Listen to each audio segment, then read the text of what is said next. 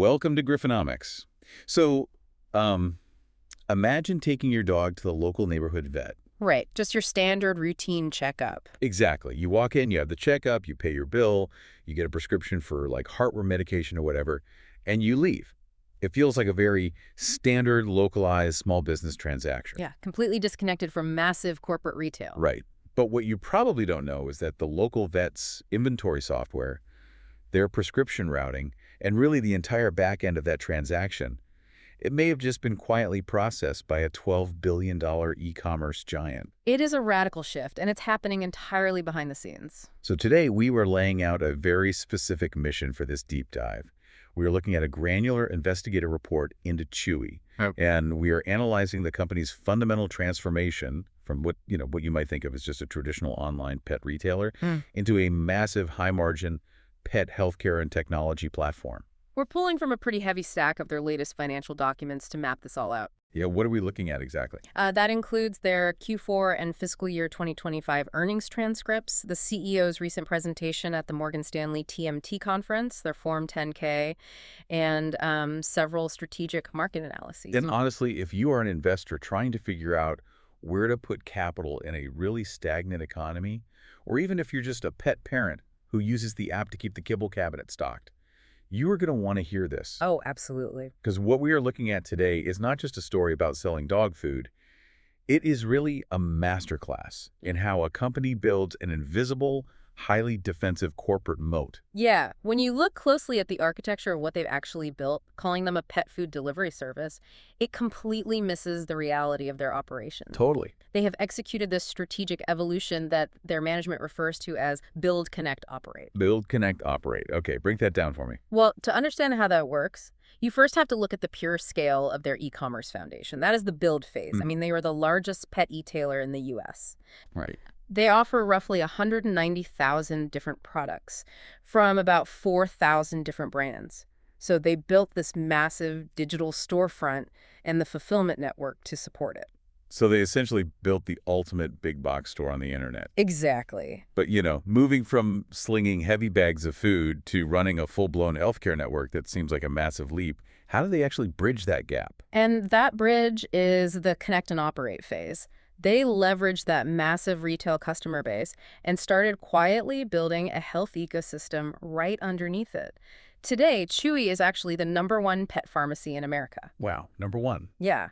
And they launched the Care Plus insurance suite to cover pet wellness. And perhaps most importantly, they built a piece of B2B software called Practice Hub. Practice Hub. Hold on. What exactly does that do for a local vet? It is a business-to-business e-commerce software solution. It handles inventory and fulfillment directly for the veterinarians. Oh, interesting. So instead of a local clinic trying to manage like a messy stockroom of medications and special diet foods, Practice Hub integrates with their systems and fulfills those orders on the vet's behalf directly to the consumer. So the vet doesn't have to keep all that stuff on the shelves. Right. And as of February 2025, Practice Hub is partnered with about 20,000 veterinary clinics. Wait, 20,000 clinics. How much of the market is that? That represents an estimated 50% of the entire U.S. veterinary market. You're kidding. Half. Half of the vet clinics in the country are plugged into their mainframe.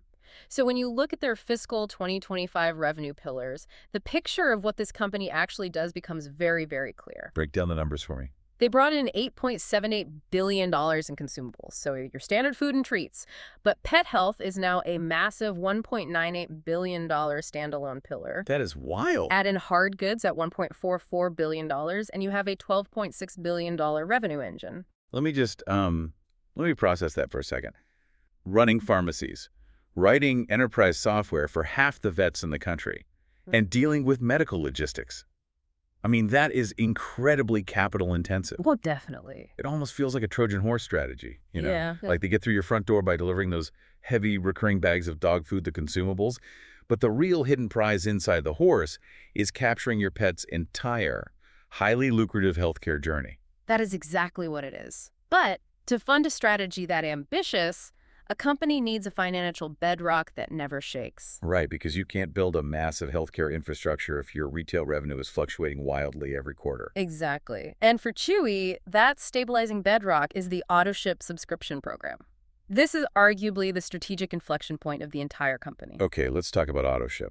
In fiscal 2025, Autoship alone generated $10.5 billion. $10.5 billion on essentially autopilot. It's a staggering figure. That represents 83.3% of their total net sales, and it's growing at 14% year over year. Yeah, 14%.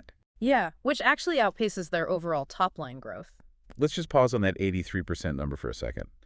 If 83% of a company's sales happen automatically, like without the customer actively returning to a checkout cart and clicking buy, at what point is Autoship not even a retail feature anymore? That's the big question. Right. It feels like they have essentially turned pet care into a non-discretionary utility bill. It's like paying your water bill or your electricity bill just for your dog. That utility-like predictability is a massive magnet for growth. Because they have locked in this sticky, reliable ecosystem, they successfully returned to customer growth in 2025. How many did they add? They added 810,000 net new active customers, reaching a total of 21.3 million. And because Autoship secures the baseline revenue, Chewy's profit generation is accelerating at a completely different pace. Give me a sense of that pace. Well, looking ahead to 2026, profits are expected to grow at 3 times the rate of revenue. See, if you're an investor listening to this, that is the kind of guaranteed recurring cash flow that acts like a shield. It insulates the company from broader market volatility. Absolutely. But how does that translate to the actual cash they hold? Because, generating profit on paper is one thing, but actual cash in the bank is another. Well, let's open up the fiscal 2025 balance sheet to see the results of that utility-like model. Chewy generated a record $562.4 million in free cash flow. Okay, wow. And to put that in perspective, that represents a nearly 80% profitability conversion rate. Explain that conversion rate to me in plain English. Like, what does that actually mean? It means that for every dollar of accounting profit they declare, roughly 80 cents of that is converted into hard, usable cash that goes straight into their bank account. Got it. So it isn't tied up in unsold inventory or unpaid invoices. Right, it's pure liquid cash. And that high conversion rate has allowed them to construct what analysts call a fortress balance sheet. Chewy currently operates completely debt-free. Zero debt. Zero debt. And they are sitting on $879 million in cash. On top of that, their adjusted EBITDA grew 26% to $719 million, which is a 5.7% margin. They are even running an active $500 million share repurchase program, and they've already bought back $257 million in stock. I mean, in today's macroeconomic environment, where high interest rates are absolutely punishing any retailer who has to borrow money just to keep the lights on, zero debt is wild. It really is. Does having nearly $1 billion in cash and no debt effectively make them immune to the macro environment that's crushing traditional retail? Well, no company is entirely immune to consumer spending habits, but they are incredibly insulated. And because they've secured this debt-free financial fortress, their entire approach to generating profit is about to undergo a massive structural shift for the coming year. Okay, this is where it gets really interesting. This is exactly why market analysts have stamped a final verdict on Chewy's strategic outlook, rating them as a high-quality defensive retail asset. But to understand why they are so defensive, we have to look at a major shift in their margin algorithm for 2026. Okay, if I'm holding their stock, this algorithm shift sounds like the most crucial piece of the puzzle. How are they changing the way they make money? So in 2025, their EBITDA expansion, their earnings growth, was driven primarily by gross margin. Meaning they just sold stuff with a higher markup. Exactly. They made more profit by simply selling higher margin goods. Think premium health products, prescription diets, and sponsored ads on their website. But in 2026, management has guided that the algorithm flips. Flips how? The majority of their margin expansion will no longer come from gross margin. It will come from SG&A operating leverage. Hold on. Wall Street jargon alert. SG&A operating leverage, selling, general, and administrative expenses. What does that actually mean on the ground for the business? Think of it as fixed versus variable costs. Operating leverage means the company is growing its revenue faster than it is growing its operational expenses. Essentially, they are becoming a cheaper machine to run. Do we have a concrete example of that? Yeah. A prime example is the ramp-up of their new, highly automated fulfillment center in Houston. By automating the warehouse, they take massive amounts of human labor costs out of the equation. Okay. That makes sense. So for their 2026 guidance, they expect to bring in between $13.6 billion and $13.75 billion in revenue. But their adjusted EBITDA, the profit, is expected to jump significantly to between $900 million and $930 million. Wow. Yeah, they are squeezing substantially more profit out of every single dollar of sales. Okay, let's unpack this. So if 2025 was all about figuring out how to convince a customer to buy a more expensive premium car, Right. then 2026 is entirely about figuring out how to build that exact same car using half the labor on the factory floor. That perfectly encapsulates the shift. The revenue might grow slowly, but the cost to generate that revenue just plummets. But here is the catch with trying to run a business on half the labor. Yeah. You can't just fire people and expect the boxes to pack themselves. Definitely not. You have to replace that human labor with something else, which obviously forces Chewy heavily into the technology space to make this operational leverage a reality. And the core of that technology investment is artificial intelligence. Of course it is. Right. Chewy is deploying AI across its middle service layers and its fulfillment centers, specifically to lower its cost to serve. We are talking about automating customer service routing, predictive inventory workflows, and complex warehouse logistics. So it's very back-end focused right now. Exactly. Management is targeting a low tens of millions of dollars benefit in 2026 just from these internal AI efficiencies. And they expect that to step up to over $50 million in annualized savings by 2027. Okay, so AI is the secret weapon for the factory floor. It makes the back-end cheaper. But what about AI on the consumer side? Because, the technology that optimizes your warehouse is the same technology that could completely disrupt how your customers actually shop. Which brings us to the external AI threat, commonly referred to in the industry as Agentic Commerce. Agentic commerce, meaning like AI shopping agents. Yes. Software bots that scour the internet to buy things for you autonomously. You tell the bot, keep me stocked on dog food, and it handles the rest. It just does the shopping for you. Right. And there's been a lot of fear among investors that these AI bots will disintermediate traditional e-commerce platforms. If a bot is buying the food, the customer never visits Chewy.com, they never see an ad, and they never buy an impulse toy. That sounds like a massive threat to their entire model. You'd think so, but Chewy's CEO, Sumit Singh, loudly rejected this idea at the Morgan Stanley conference. Wait, why? How can he reject a technology that is clearly coming? He argued that pet care requires a level of trust, reliability, and emotional connection that a bot simply cannot replace. He views agentic commerce not as a threat, but as an incremental demand channel. So he thinks it'll actually bring them more sales. Yes. In fact, Chewy is actively integrating with Google's Universal Commerce Protocol, which is essentially the digital plumbing that allows AI bots to communicate with retail databases. Chewy wants to ensure that when an AI bot does decide to buy pet food, Chewy remains the underlying fulfillment engine processing that transaction. Here's where it gets really interesting, but also, a bit risky. I have to push back hard on the CEO's optimism here. Okay, let's hear it. If an AI agent is just crawling the web, and I've programmed it to find the absolute cheapest 40-pound bag of kibble, how does Chewy's quote-unquote empathy at scale actually stop them from losing the sale to a massive warehouse club? That's a fair point. Right. Like if the bot is just looking for the lowest price, the handwritten sympathy cards and the custom pet portraits that Chewy is so famous for, sending none of that factors into the algorithm's code. It is a highly valid critique, and it is the exact tension point that Wall Street is watching right now. How does the CEO respond to that? Well, his counterargument is that Chewy's competitive pricing, combined with the extreme reliability of their massive logistics network, makes them the most logical integration partner for those AI protocols anyway. Guess a bot needs to know the inventory is actually in stock. Precisely.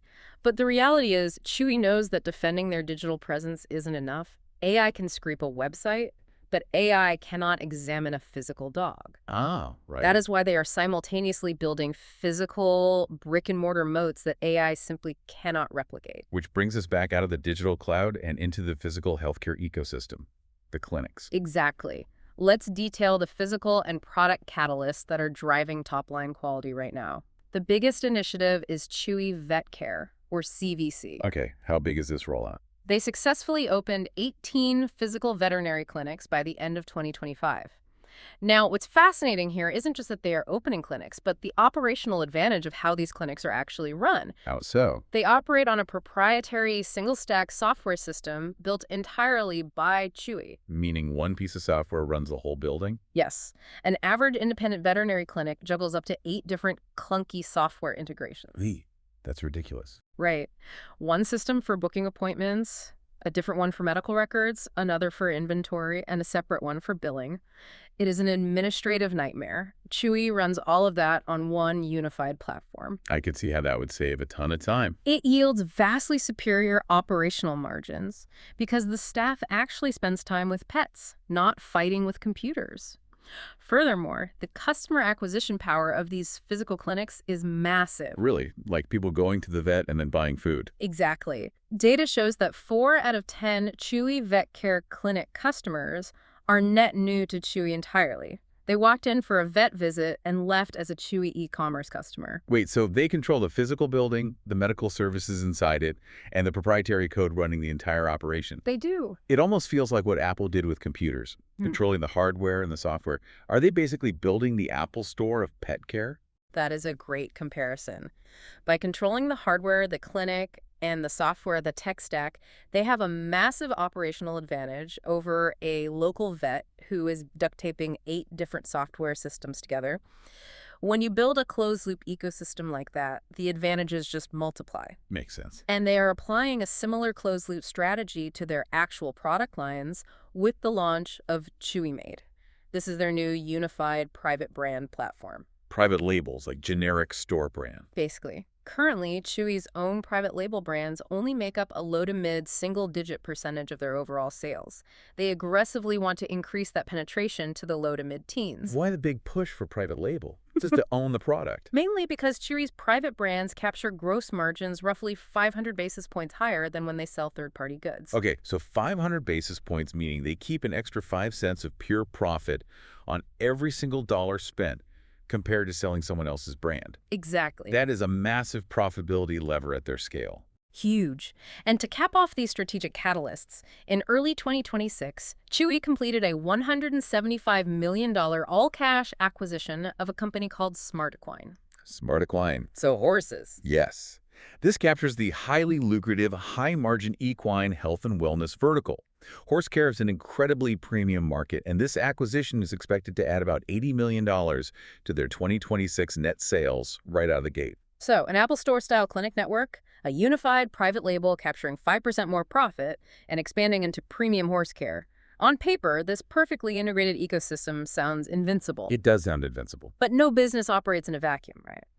And transitioning from a retailer to a healthcare giant steps on a lot of toes. Let's talk about the harsh realities of the market, because there have to be objective risks here. Yes, there are significant objective risks and market skepticism that we need to lay out clearly. First, there is broader industry stagnation. People aren't buying as many pets, basically. Management themselves expect only low single-digit growth for the entire $150 billion U.S. pet industry in 2026. They are projecting zero price inflation, and they're noting that dog categories are actually tracking softer than cat categories. So the macro pie of pet spending isn't really growing right now. Right. So if the pie isn't growing, Chewy can't just ride a rising tide. They have to actively steal market share from competitors to hit those revenue goals. Precisely. Which leads to the second major risk, the Costco and Walmart threat. Ah, the big box stores. We discussed AI looking for the cheapest kibble earlier. There is a distinct risk that premium pet food brands, the ones Chewy relies on to drive their high margins, might shift their distribution strategies to mass warehouse clubs to chase volume in a stagnant market. So if a consumer can suddenly buy a premium specialized diet brand in bulk at a much lower price at a big box store, it would just crush Chewy's retail margins. Exactly. That is the harsh retail reality. And what about the healthcare side? I mean, expanding pharmacies and clinics, that has to create friction. It creates a lot of friction, and that is the third major risk. Veterinarian resistance. Resistance from the local vets. Yeah. Chewy is aggressively pushing into the prescription pharmacy space, but local independent veterinary clinics make a significant portion of their own profit from selling those exact same medications in-house. Right, because if you buy it at the clinic, the vet keeps the markup. Exactly. And just to be clear, we are strictly looking at the facts of this competitive landscape impartially. But what we are seeing is that local clinics are actively blocking online prescription authorizations to protect their own lucrative pharmacy sales. Wow. It is a direct, localized conflict of interest between the neighborhood practice and the online giant. So what does this all mean on the ground? Like, what actually happens when your local vet who realizes Chewy is eating their pharmacy profits just refuses to electronically sign off on the online prescription. How does a tech giant win a localized turf war against your neighborhood doctor? It creates immense friction, and unfortunately, the consumer is the one caught in the middle. The pet parent is forced to either pay the higher marked up in-house price at the clinic or undergo a really frustrating administrative battle. Like getting a paper script. Yeah. They have to demand a physical paper prescription from a reluctant vet, take it home, and mail it to Chewy's pharmacy. That completely ruins the convenience factor. It does. And Chewy's ultimate success in this health vertical depends entirely on whether its tech integration and the sheer undeniable convenience of that Autoship moat are deep enough to withstand a flat market and this aggressive local pushback. It really puts the build, connect, operate model to the ultimate test. They built the infrastructure, but now they have to fight to operate it. Exactly. So bringing this deep dive to a close, the overarching theme we've uncovered in these documents is resilience through structural transformation. Chewy has successfully insulated itself from a stagnant macroeconomic environment. They really have. They aren't just a box shipper sending out cardboard packages anymore. They have evolved into a debt-free, high-margin defensive healthcare machine. And the fuel keeping that entire machine running is the incredible utility-like recurring revenue from their Autoship program. And as they continue to integrate that machine, I want to leave you with one final thought to mull over regarding the data implications of their B2B software. Those should be good. We noted earlier that Chewy's Practice Hub already handles inventory and fulfillment for roughly 50% of all U.S. vet clinics. If Chewy is now injecting advanced AI into those systems to optimize supply chains, we have to ask a broader question. Are we watching Chewy quietly build a monopolistic data advantage over the entire underlying infrastructure of American pet care? That is a wild thought. With that kind of integration, they may soon possess the analytical power to know exactly what every pet in the country is prescribed before the consumer even leaves the vet's office. An invisible data moat operating right under our noses. Risk defined. Portfolio protected.